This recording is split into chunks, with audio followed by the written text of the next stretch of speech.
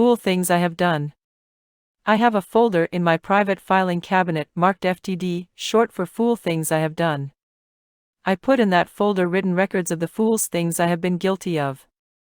I sometimes dictate these memos to my secretary, but sometimes they are so personal, so stupid, that I am ashamed to dictate them, so I write them out in longhand.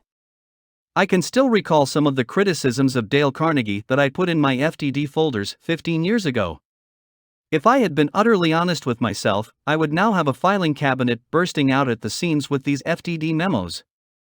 I can truthfully repeat what King Saul said more than 20 centuries ago: I have played the fool and have erred exceedingly. When I get out my FTD folders and reread the criticisms I have written of myself, they help me deal with the toughest problem I shall ever face: the management of Dale Carnegie. I used to blame my troubles on other people, but as I have grown older and wiser, I hope I have realized that I myself, in the last analysis, am to blame for almost all my misfortunes. Lots of people have discovered that, as they grow older. No one but myself, said Napoleon at St. Helena, no one but myself can be blamed for my fall.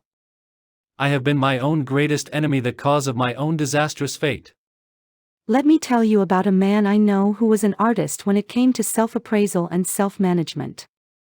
His name was H.P. Howell.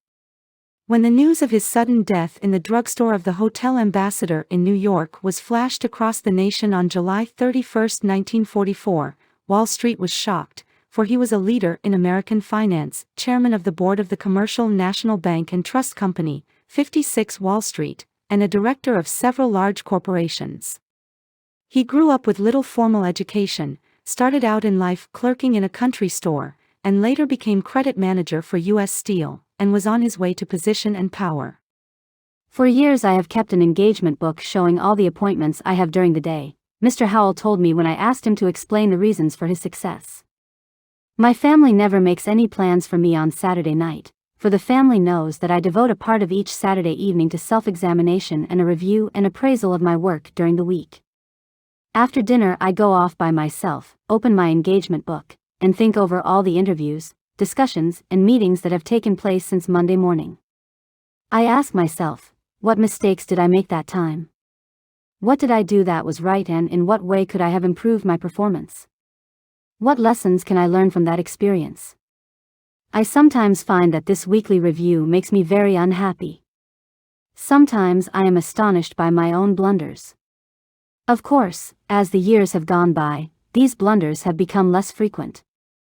This system of self-analysis, continued year after year, has done more for me than any other one thing I have ever attempted. Maybe H.P. Howell borrowed his idea from Ben Franklin. Only Franklin didn't wait until Saturday night. He gave himself a severe going-over every night.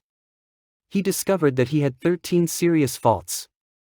Here are 3 of them: wasting time, stewing around over trifles, arguing and contradicting people. Wise old Ben Franklin realized that, unless he eliminated these handicaps, he wasn't going to get very far. So he battled with one of his shortcomings every day for a week, and kept a record of who had won each day's slugging match. The next day, he would pick out another bad habit, put on the gloves, and when the bell rang he would come out of his corner fighting. Franklin kept up this battle with his faults every week for more than 2 years. No wonder he became one of the best-loved and most influential men America ever produced. Elbert Hubbard said, "Every man is a damn fool for at least 5 minutes every day." Wisdom consists in not exceeding that limit.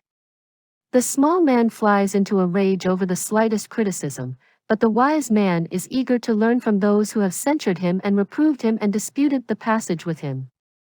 Walt Whitman put it this way: "Have you learned lessons only of those who admired you, and were tender with you, and stood aside for you? Have you not learned great lessons from those who rejected you, and braced themselves against you, or disputed the passage with you?" Instead of waiting for our enemies to criticize us or our work, let's beat them to it. Let's be our own most severe critic. Let's find and remedy all our weaknesses before our enemies get a chance to say a word. That is what Charles Darwin did. In fact, he spent 15 years criticizing. The story goes like this. When Darwin completed the manuscript of his immortal book, The Origin of Species, he realized that the publication of his revolutionary concept of creation would rock the intellectual and religious worlds. So he became his own critic and spent another 15 years, checking his data, challenging his reasoning, criticizing his conclusions. Suppose someone denounced you as a damn fool, what would you do? Get angry? Indignant? Here is what Lincoln did. Edward M. Stanton, Lincoln's Secretary of War, once called Lincoln a damn fool. Stanton was indignant because Lincoln had been meddling in his affairs. In order to please a selfish politician, Lincoln had signed an order transferring certain regiments. Stanton not only refused to carry out Lincoln's orders, but swore that Lincoln was a damn fool for ever signing such orders. What happened?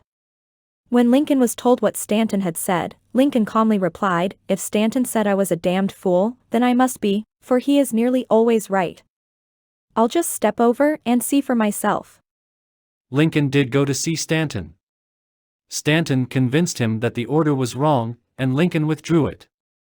Lincoln welcomed criticism when he knew it was sincere, founded on knowledge, and given in a spirit of helpfulness. You and I ought to welcome that kind of criticism, too, for we can't even hope to be right more than 3 times out of 4. At least, that was all Theodore Roosevelt said he could hope for when he was in the White House. Einstein, the most profound thinker now living, confesses that his conclusions are wrong 99% of the time. The opinions of our enemies, said La Rochefoucauld, come nearer to the truth about us than do our own opinions. I know that statement may be true many times, yet when anyone starts to criticize me, if I do not watch myself, I instantly and automatically leap to the defensive even before I have the slightest idea what my critic is going to say. I am disgusted with myself every time I do it. We all tend to resent criticism and lap up praise, regardless of whether either the criticism or the praise be justified. We are not creatures of logic. We are creatures of emotions. Our logic is like a canoe tossed about on a deep, dark, stormy sea of emotion. Most of us have a pretty good opinion of ourselves as we are now. But in 40 years from now, we may look back and laugh at the persons we are today. William Allen White, the most celebrated small-town newspaper editor in history, looked back and described the young man he had been 50 years earlier as swell-headed, a fool with a lot of nerve, a supercilious young Pharisee, a complacent reactionary. 20 years from now, maybe you and I may be using similar adjectives to describe the persons we are today. We may. Who knows? In previous chapters, I have talked about what to do when you are unjustly criticized. But here is another idea: when your anger is rising because you feel you have been unjustly condemned, why not stop and say, just a minute. I am far from perfect. If Einstein admits he is wrong 99% of the time, maybe I am wrong at least 80% of the time. Maybe I deserve this criticism. If I do, I ought to be thankful for it and try to profit by it. Charles Luckman, president of the Pepsodent Company, spends millions a year putting Bob Hope on the air. He doesn't look at the letters praising the program, but he insists on seeing the critical letters. He knows he may learn something from them.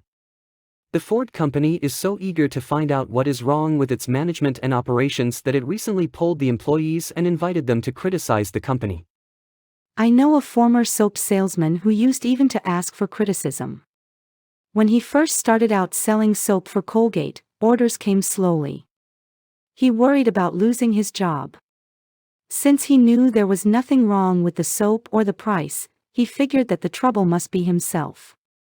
When he failed to make a sale, he would often walk around the block trying to figure out what was wrong. Had he been too vague? Did he lack enthusiasm? Sometimes he would go back to the merchant and say, "I haven't come back here to try to sell you any soap. I have come back to get your advice and your criticism. Won't you please tell me what I did that was wrong when I tried to sell you soap a few minutes ago? You are far more experienced and successful than I am. Please give me your criticism. Be frank. Don't pull your punches." This attitude won him a lot of friends and priceless advice. What do you suppose happened to him? Today, he is president of the Colgate-Palmolive Peet Soap Company, the world's largest makers of soap. His name is E. H. Little. Last year, only 14 people in America had a larger income than he had. $240,141. It takes a big man to do what H. P. Howell, Ben Franklin, and E. H. Little did. And now, while nobody is looking, why not peep into the mirror and ask yourself whether you belong in that kind of company to keep from worrying about criticism? Here is Rule 3.